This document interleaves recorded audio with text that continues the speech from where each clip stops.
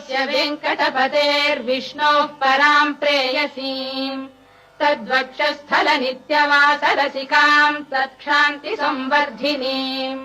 पद्मालङ्कृतपाणिपल्लवयुगाम् पद्मासनस्थाम् श्रियम् वात्सल्यादिगुणोज्ज्वलाम् भगवतीम् वन्दे जगन्मातरम्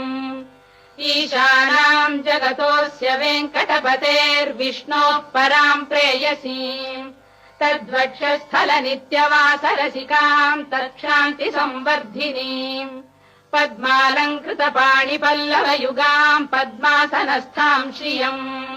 वात्सल्यादिगुणोज्ज्वलाम् भगवतीम् वन्दे जगन्मातरम्